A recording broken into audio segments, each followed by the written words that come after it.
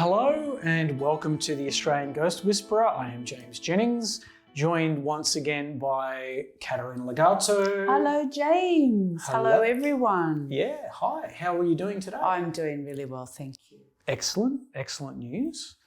We left the last episode on a bit of a cliffhanger because we were talking about how we first met. Yes. So to give people a bit of a recap if they haven't heard the last episode, essentially I was living in a house in Sydney with my then wife and my 2 infant children. It was haunted, no easy way to say it. It had a ghost that was a massive pain in the ass that was basically shaking me at night and making my life a living hell, and I wasn't sleeping. It was not pleasant. And I was at a point where I wanted to move house, and my wife at the time somehow magically got Caterina's phone number and booked Caterina in to come to the house to take care of it because I was essentially at my wit's end. So this is what happened. This is what I remember. You probably don't remember this. It was a long time ago. It was a long time ago. And also you've done thousands of these. Thousands of these. Thousands. Thankfully, I haven't done thousands of these, but so I remember it clear as day. So I remember you pulled up in your car out the front. And one thing that I have learned that you do when you're tuning into the spirit world, this is from me knowing you now for a good 12 years or so, is that when you're doing it, your eyes kind of drop out of focus, and it's like you're looking through something. So your eyes did this dropping out of focus thing, and you went, and you said hello to me, and your literally your first words to me were, "Oh yeah, this place is very haunted." It was. Yeah, and of course I just went, oh, you know. You were already freaked out. Yeah, I was already freaked out, and you were like, oh yeah, oh no, it's haunted. Don't worry about that. It's very haunted. And I was like, oh great, that's very reassuring. So you came in, and what happened is, my wife and I, we went and sat in the backyard, and you came in. And you had a look around, you were having a scan. And yeah, we didn't want to be in the house while you were doing it, but I could see through the back window of the house.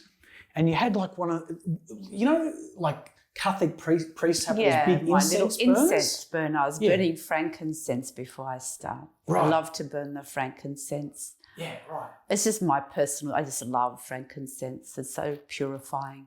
It's the beginning of my ritual. Okay. It's the first time I'd ever seen something like that in real life. So at first I was like, oh, wow, what's going on here? So I could see you waving that around, and I could see you saying things. Obviously I couldn't hear what you were saying, but, you spent a good half an hour or so in the house. And we're out the back just kind of desperate. Going, I hope this works. Exactly. I hope this woman knows what she's doing. Exactly. Because as I said in the last episode, we got a woman who had no idea what she was doing. Obviously. I've heard endless of these stories. Yeah. Well, thank goodness the real deal arrived in the form of you. Thank you. So again, this is one of those things that's really hard for me to put into words, but here's what happened next. So you did your thing, and my ex and I came into the house, and the entire atmosphere of the place was physically, I could feel it was different. It's really hard to describe.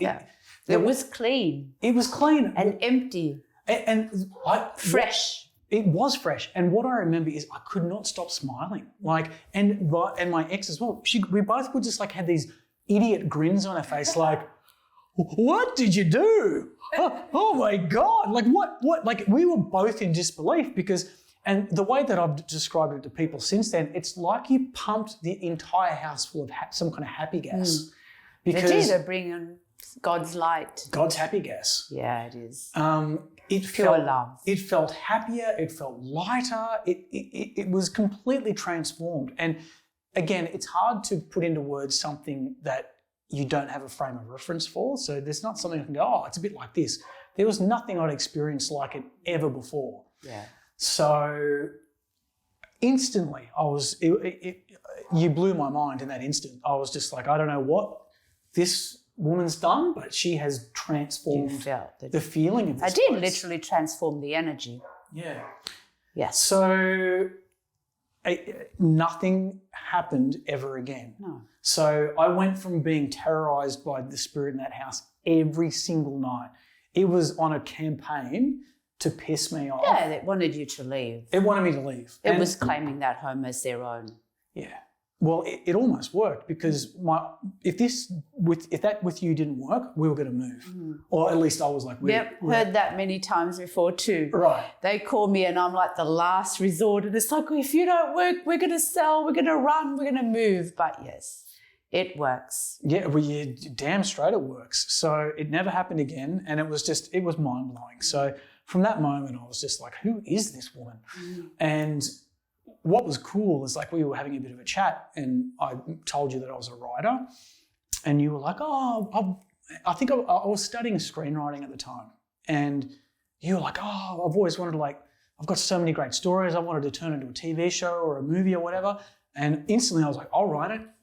I know, yeah. You know, I was like, I'll do it. That sounds amazing. So and that sort of began a friendship because, you know, I got to know you slowly so that I could, you know, get details of your life and how I was going to turn it into a screenplay.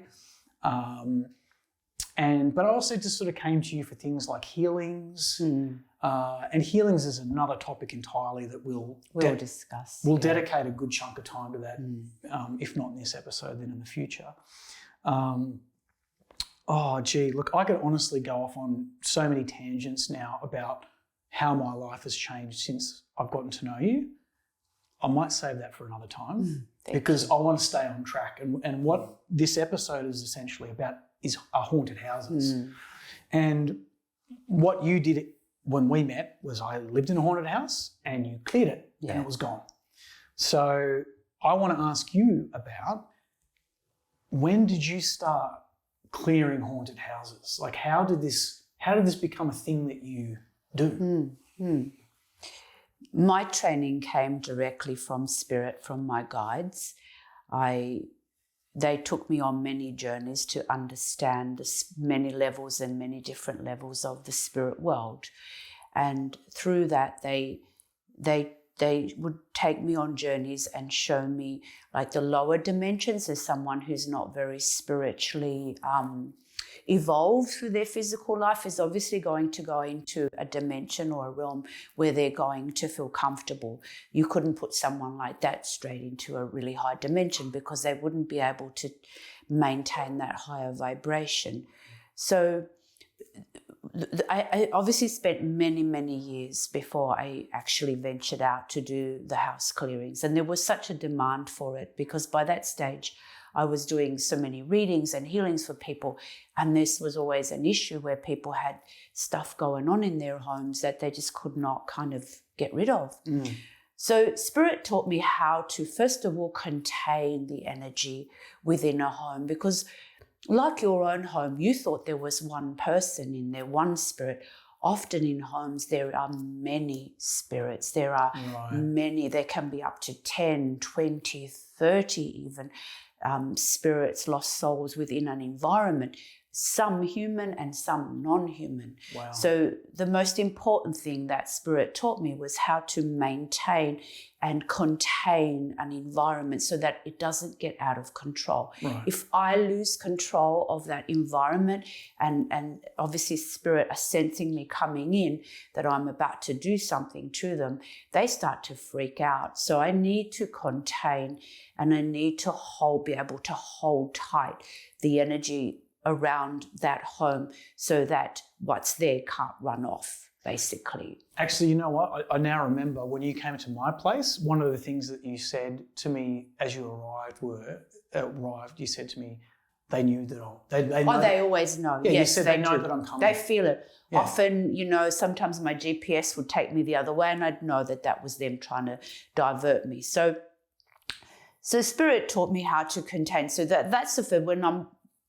burning the frankincense, I'm also doing special prayers and also I a circle of protection around the physical people in the home. Sometimes they'll sit outside, sometimes they'll sit in the lounge room, and sometimes they'll completely leave their home and go like, we just don't want to be here. You just call us when you're finished. Right. So I need to put protection around the people, especially where there's children and pets, because they're very sensitive to energy. Once I've contained the environment, I have also a lot of help from my own spiritual family who work with me.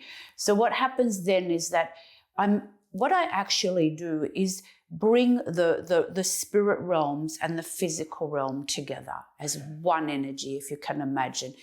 There's a very fine, like a fine veil, if you like, between this world and the spirit dimension. Okay. So it's like bringing the two environments together. This allows me to cross over multiple souls without them realizing. Oh. So what I do, once I've done that, I've established that, so I'm able to bring in a very peaceful and calming energy. So this allows for all of the spirits within that environment to begin to feel a little more chilled and quiet and calm.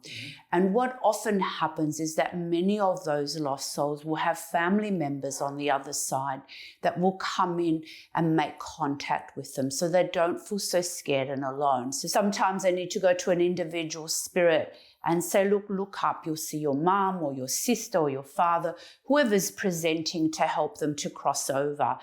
And as I do that, then what happens is the energy, the vibration within the home begins to go into that higher frequency. So I'm able to then help, obviously by using the energy, as I channel the energy to lift them into that, through that doorway. And from that space on, obviously there are the beings of light, their own guides, family members, source, that will help them to transition. Also, when you've got multiple spirits in a home, there's like portals, doorways that they open, that they go in and out of. So they're like having a party. It's like, oh, there's an open door, let's go there. So I have to shut all the portals in the home to make the environment secure so that there's no more spirits coming into that environment. Sometimes in this, there can be spirits that are not a human or humanoid, so I need to deal with those individually as I go along.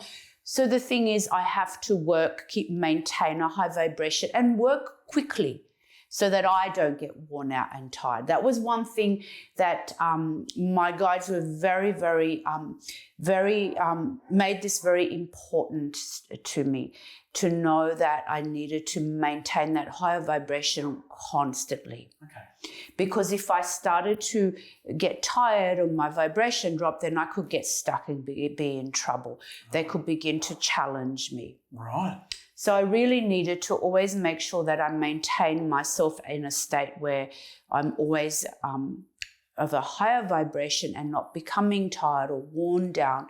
And so that is why they taught me to cross over to help like many souls at one time, maintain a high frequency and get it done fast. Right. So that I don't get tired. Okay. So once that's all done, I'm able to then bring in lots of beautiful healing and peaceful energy into a home and just seal all the work down. And I usually will say to people, just keep the home for a good week nice and calm, like don't have a party, don't have lots of people in and out. Yep. Just let the energy settle, and they're usually quite happy and they don't have any issues ever again. Well, I can testify to that. And so can probably thousands and thousands of others. Yeah. I've done. Yes, it's a skill. It is really something that many, many years of training. Yeah, right. And unfortunately, again, I've known of many people that I've gone to their homes that have had people that have gone into a home and not known how to maintain an environment, how to contain, and have allowed things to get out of control, stirred up those spirits, upset them more, not been able to finish, and just cause so much more havoc to the spirits and to the physical people that are in the home. Yeah. So, to me, it's like entering a battlefield almost. Right. If I'm going to go into a home, I have to be prepared for anything that's there. Yeah. Yeah. And I can't allow myself to go into fear. I just have to deal with what's there, but I feel very secure, I feel very protected, and I know that I have so much spiritual help there in order to go into these haunted environments. It was many years of training before I was able to feel confident enough to go into a home to obviously be able to do this kind of work. Now, it's so common for homes, buildings, to be haunted, because we do have so many people that are constantly dying on planet Earth, yeah? Now, not all of them are crossing over. As I've said in other episodes, what happens is that some people die and they're just so unprepared. They're afraid, and so they will cling to the 3D world. They will look for a home. They will look for a family that feels familiar to them. They will look to attach to a person. They will want to maybe hang around some children. Whatever it is that feels comfortable, that reminds them of their lives, that sadly this is what they will cling to, rather than setting themselves, their spirit free and returning home. So it is not uncommon for homes to have spirits hanging around. And, honestly, I'd say that there's very few homes where I've not sort of seen something happening or going on. Right. Sometimes it can be quite minimal that people just don't notice it. And some people have even said to me, I've got ghosts in my home, but I actually enjoy them. Look, I still don't think that's a good idea, quite frankly, but I've heard that your ghosts can't be your pets kind of thing, that's just not. But what do? You can't be telling people what to do. Yeah. But I've heard stories like that. I've got friends who are like, oh yeah, there's a ghost. Yeah, they enjoy it. I know who it is, and they don't bother us, and sometimes I'll say hi, and like they just talk about it as though it's no big deal. They just coexist together. Yeah. Look, I don't really feel, I'm not a great fan of that, because I do believe that every soul needs to return to the spirit world. It's part of their growth. It's part of their, transitioning, and it's what we're here to do. We're here to evolve. We're here to come here, to experience our lives, to become the best version of ourselves, and then move on and continue to grow and evolve so that we can go into those higher dimensions. But if we're stuck here, and if you're entertaining a spirit in the 3D, you're not giving that spirit an opportunity to grow and evolve. Yeah, right. Well, talking about spirits moving on and not evolving, I should go back, and I forgot to mention that I think I found out who the spirit was who was terrorising me in that house. Because I spoke to the neighbours and I told them what was going on, and they said, oh, well, there was a man who lived on his own. He wasn't married. He didn't have kids, but that was his parents' house. It was like a family house that had been passed down through the generations. He was living there on his own. He died under mysterious circumstances. We think that he might have killed himself. And as soon as I heard that, I was like, that's who it was. Yeah. That's who it was. So, and he's being so low in his vibration because he did commit suicide. Right. Was attracting a whole lot of other spirits, like company almost. Well, you did say to me, you did say as well, when it finished, you were like, there were other people here. There was an old lady in this room. You said there was a portal in one room. So all of that, of course, was terrifying to hear. but again, nothing ever bothered me again in that house at all. Like, that was the end of it. And that's how it should be, really. Of course, well, absolutely. It's only if people are sometimes, I will go back to clients, but they're usually big social people, have lots of parties and have lots of, those kinds of things where then a lot of people constantly coming into their homes, and people can also be carrying spirits and energies with them. So after a while, that can accumulate within an environment also. Yeah, right. And you know what, like, people love hearing haunted house stories. Like, there are like so many movies about haunted houses and stories and books. Like, people love that stuff. Can be really creepy what goes on in an environment. So let's get to some creepiness. Tell me some of your creepy haunted house stories. Lay one on us. Just understanding that, they really cannot harm us. They're just sometimes as lost and afraid as the physical person is. Right. And when you look at them, they They are people. They're just not in a physical form anymore. So that's how I look at them. You know, I don't look at them as something scary and unnatural. Yeah. They're just a person no longer existing in a physical body. So that's how I kind of get around that fear. Do you know what? I've had other experiences over the years, and sometimes I get really afraid, but I've also get the shits, and because I'm just like, if you were alive, would you come into my house at night? Would you shake on my bed? That's the best part of being in spirit, hey? I know, but Go through walls. I've never even said that before. I'm just like, seriously, like, why would you come and do that to me in the middle of the night when you would never do that if you were alive? Just because you're dead doesn't give you the right to be a jerk. Oh, they have extra special privileges. Oh, well, as far as I'm concerned, it's like, no, they don't. It's like, don't overstep the boundaries. But look, here I am trying to lecture them. They don't care what I've got to say. They just come and do what they want anyway. So.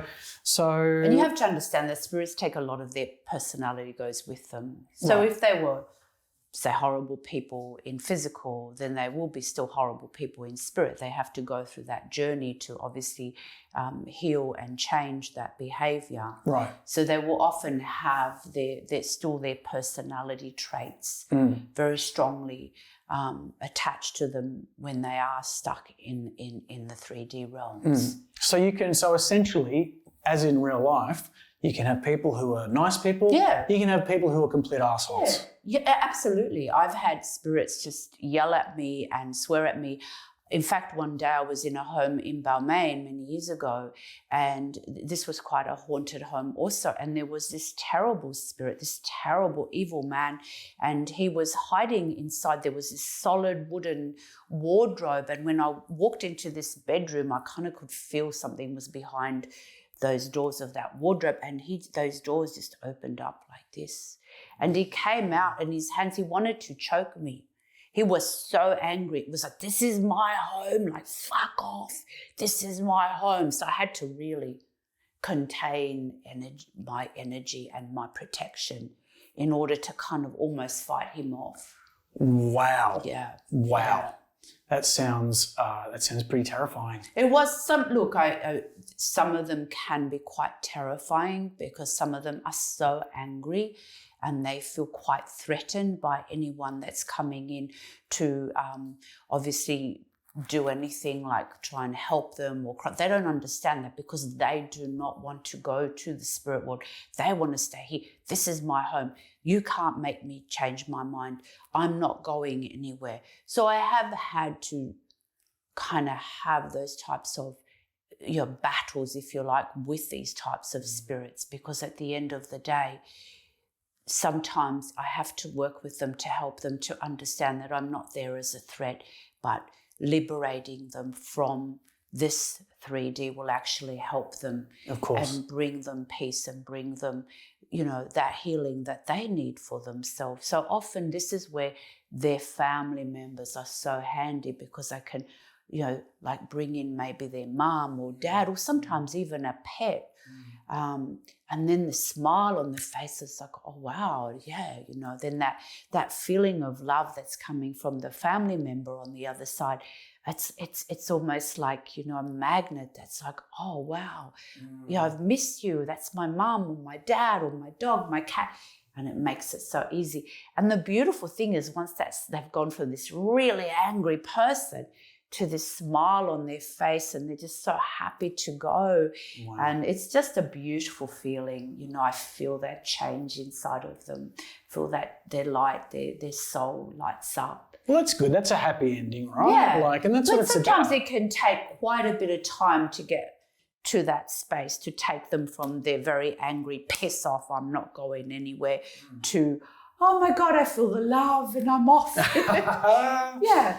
Yeah, wow. And you're the conduit to get them from one to the other. Basically that's it. I act as a conduit to help them, to guide them and, see them on their way. And once they get to the other side, then they're in God's realm and then they get sorted to wherever it is they need to go. So like I said, they will go to wherever their frequency is going to be comfortable. They can't go straight into a very high vibrational space because they wouldn't be comfortable there. They need to go somewhere where they... Yeah, that makes sense. Vibrational match type of thing. Yeah. Well, I know that you have so many haunted house stories that are very, very terrifying and thrilling, and we're going to get to those in future episodes. We'll actually look at individual cases, because I know you've got individual cases that are fascinating. Yeah, I've got some real, really so today's more like memorable ones. Yeah. So today's like a little teaser for what you're going to hear. But, it seems like a good place to wrap it up. And we will definitely be back in our next episode to talk more spooky goings on. Spooky stories, here we come. Spooky stories galore. So, once again, to anyone who is watching or listening, please feel free to comment. Tell us about anything that you'd like to see in the show, or you might have a question for us. If you are able to like or subscribe, please do so. We appreciate your support, and hey, we'll see you next time. Bye. Bye.